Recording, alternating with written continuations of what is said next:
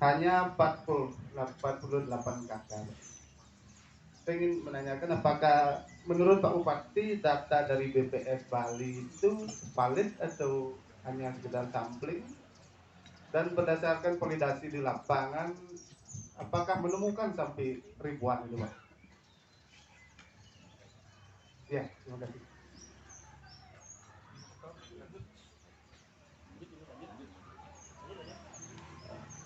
Baik, terima kasih atas waktunya.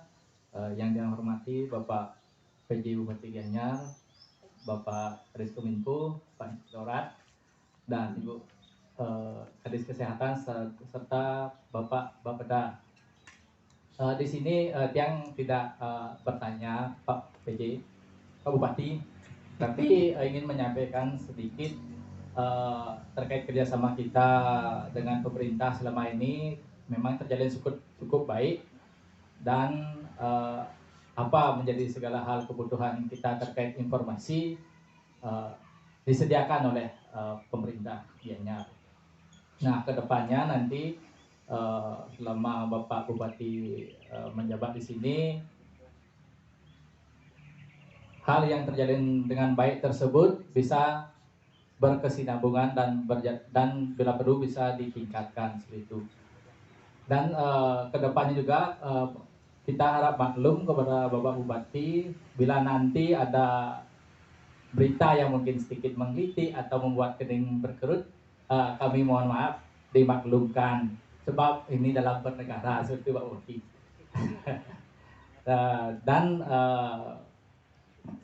untuk memudahkan komunikasi nanti kita mungkin dibuatkan grup WA untuk bila ada hal yang ingin kita sampaikan atau ingin kita tanyakan bisa direspon oleh Bapak Bupati langsung ataupun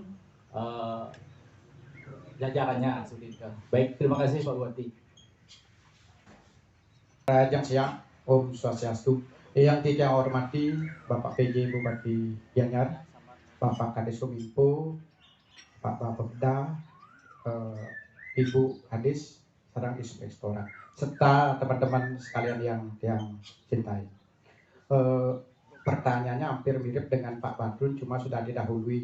Cuman saya sedikit minta penjelasan lah Pak soal data kemiskinan ekstrim di Gianyar, bahwa di bawah Karangasem 1,80% Pak. Pertanyaan saya, apa langkah-langkah yang akan dilakukan kalau memang itu benar Pak datanya itu?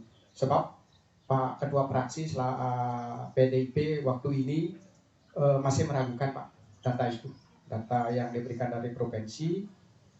Apakah benar-benar beliaunya katanya minta, cuma tidak dikasih Pak, tidak dikasih katanya sama provinsi. Apakah benar data itu Pak? Itu satu. Kedua, oh iya, Pak Ketua Praksinya minta ke BPS, tidak dikasih Pak, itu maksudnya. Nah itu satu. Kedua, kemarin Bapak ketemu dengan Bapak Bawaslu Gianyar Pak. Di sana saya dapat rilis baca Bapak menyatakan PNS ASN itu harus netral dalam pemilu 2004 dan pilkada Pak. Langkah-langkah apa Pak lakukan supaya PNS itu ASN itu netral? Dan apabila ditemukan melanggar, apa yang sanksi Bapak berikan? Terima kasih. Om Santi Om. Tiga yang merespon, yang mulai dari saran, dan jadi ini juga harapan dia yang juga sudah sampaikan apa yang sudah baik selama ini kita lanjutkan atau kita buat lebih baik. Kita hadapan bersama tentu yang melalui Kadis Kominfo dan mengkomunikasikan dengan teman-teman semua. Itulah tujuan kita, dan dia juga sangat senang dengan agenda pada siang hari ini ya, kita bertemu ngumpul dalam suasana kekeluargaan, dan ini yang harus kita jaga dan kita pelihara ke depan untuk kita tingkatkan teman-teman. Yang kedua mengenai data KE ya. Kita mungkin sama-sama menanyakan gitu ya, kenapa data KE kita ada 1,65% itu yang disampaikan oleh statistik. Tetapi data yang diberikan kepada Tiang waktu pelantikan yang disampaikan oleh Bapak Jabat Gubernur itu adalah 1,38%. 1,38% pun kita masih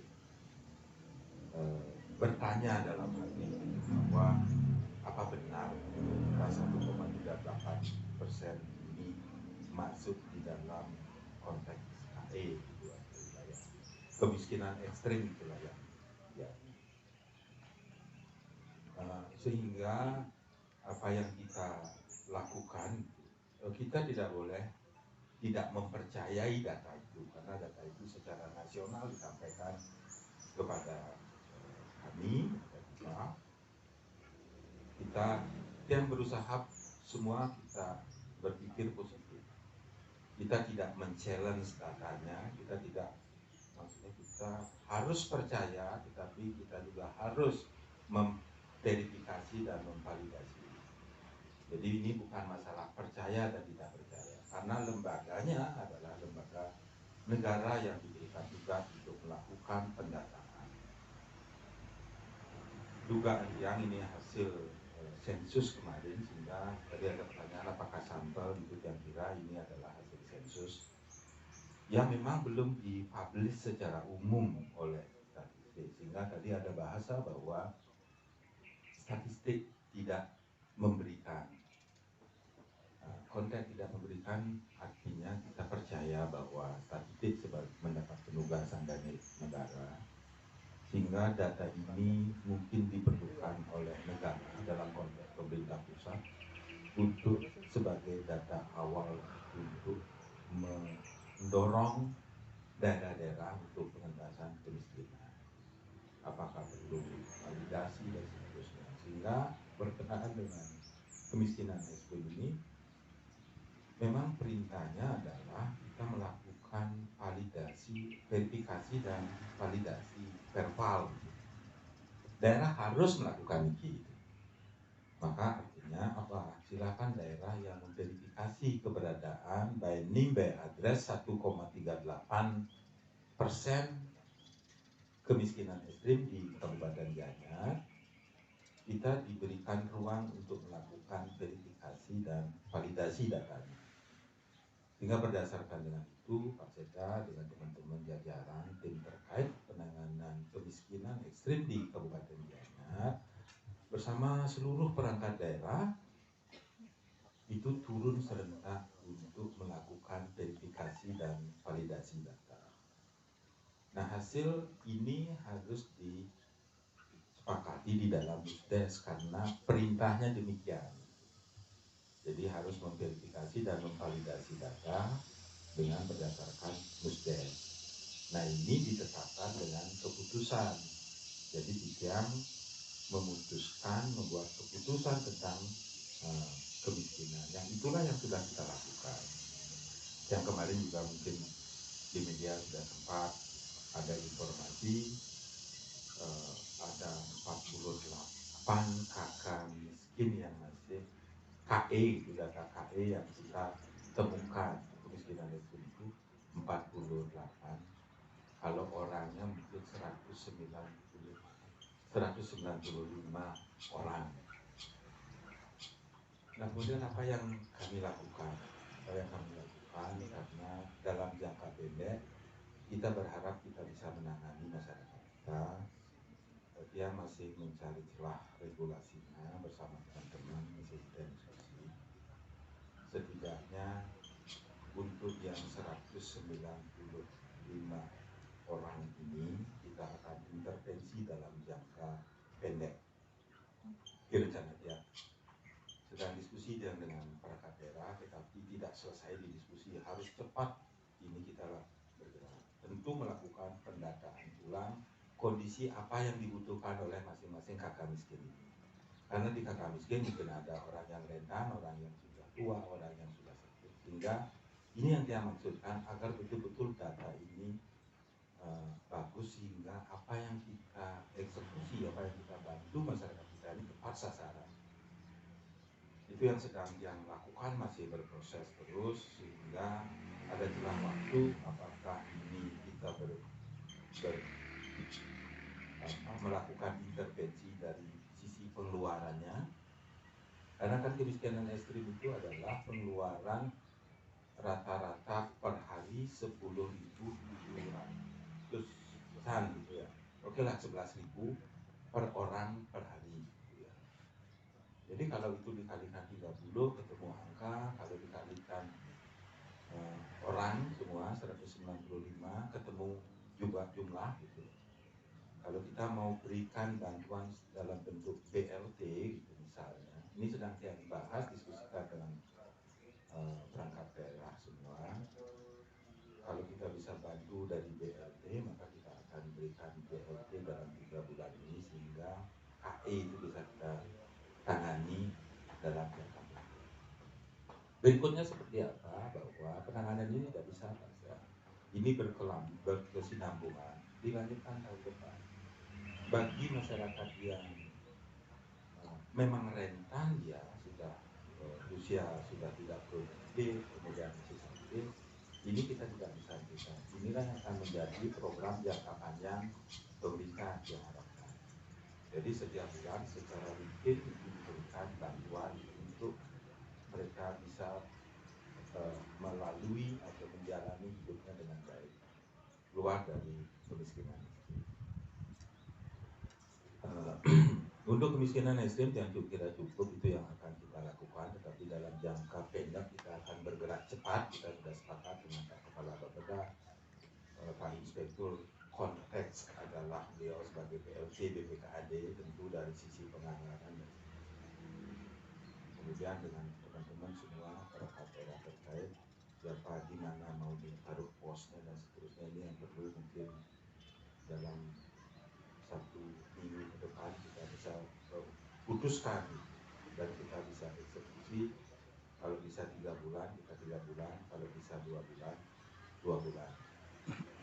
Dalam 2 bulan setidaknya sampai dengan akhir tahun selesai penanganan kita di KE Sil 1, kemudian tahun depan APBD kita sedang berproses, kemudian memang ada alokasi dari pusat yang terpola, dan tadi baru sudah dapat juga informasi resmi dari Kementerian Keuangan tentang dana transfer dari pusat, yang memang ada beberapa pos dana transfer itu yang bisa dialokasikan untuk penanganan baik itu kemiskinan ekstrim maupun penanganan stunting.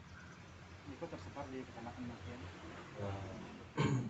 Datanya ada, nanti diberikan saran.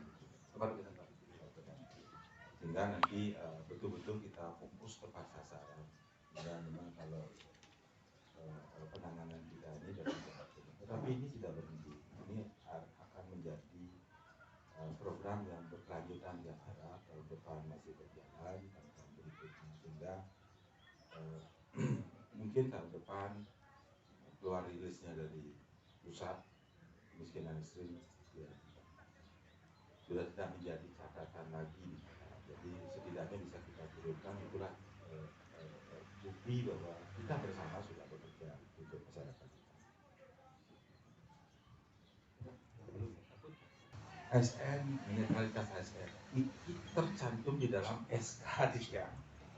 Makanya kemarin kita kebetulan dengan Bawaslu, menerima Bawaslu, kemudian sekaligus juga beliau menanyakan hal yang sama, bagaimana tentang netralitas ASN. Nah, netralitas ASN ini memang menjadi tanggung jawab dan tugas yang selaku PJ yang muncul di SK. Sementara yang lain-lain itu kan ada arahan tidak masuk di SK. Yang di SK ini masuk salah satu netralitas ASN. Termasuk di 9 arahan Presiden kepada Bupati, Gubernur seluruh Indonesia, dan 9 arahan Presiden. Itu juga teman-teman sudah mengetahui semua. Nah, yang sampaikan bahwa kita berkewajiban, sehingga kemarin pada saat apel 1 Oktober kita yang sempatkan setelah acara selesai sekaligus tidak mengenalkan diri dengan seluruh ASN di Kabupaten Gianyar. Kita juga sampaikan kepada seluruh ASN tentang bagaimana netralitas ASN itu harus kita lakukan, sehingga para ASN itu memang dilarang oleh undang-undang melakukan politik praktis. Kita sebutkan salah satu contoh, kita di media sosial mungkin banyak berteman dengan dengan calon maupun dengan anggota parpol dan seterusnya, sehingga sampai dengan tahapan pemilu selesai gitu, agar tidak melakukan respon terhadap media sosial yang berafiliasi atau dengan peserta pemilu, baik itu legislatif, kemudian termasuk juga pada saat pilkada nanti. Nah, karena menurut informasi yang kita dengar, itu pun sudah melakukan sebuah pelanggaran tidak netralitas. Walaupun hanya guyon-guyon misalnya, kan lebih baik kita menjaga diri kita, karena kita dibatasi oleh undang-undang, kemudian sudah ada arahan yang jelas juga terkait dengan netralitas ASN. Yang kira itu yang sudah kita lakukan. Kemudian edaran saya kira sudah ya, mengeluarkan surat edaran tentang tangani Pak Seda, bahwasanya ASN itu harus netral pada saat pemilihan umum maupun pilkada serentak ini. Gini, yang langsung aja nih. Pak Bupati, mungkin bisa yang tambahkan. Kan Kepegawaian kita yang belum baca ya, tapi apakah itu kan sanksi bisa ringan, bisa sedang, bisa berat. Yang ini belum yang bukan aja yang sudah melibatkan tentang PSDM, apakah sudah ada pengaturan tentang itu. Tetapi berkaitan dengan itu juga akan ada dari Bawaslu, mungkin ada sanksi-sanksi dan sebagainya. Nanti kita pelajari lah. Tetapi di aturan ASN kita yang belum jadi yang tidak salah, apakah ada sanksi terkait dengan ketika misalnya ASN kita melakukan indikasi tindakan-tindakan tidak netral. Ya, kalau peringatan, teguran pastilah dari masing-masing secara berjenjang dari atasan langsung. Tetapi sanksi sampai dengan kan teguran juga termasuk sanksi. Ya. Jadi ada yang ringan, sedang berat. Nah, sampai di mana tingkatnya yang kita perdalam lagi. Kira-kira itu.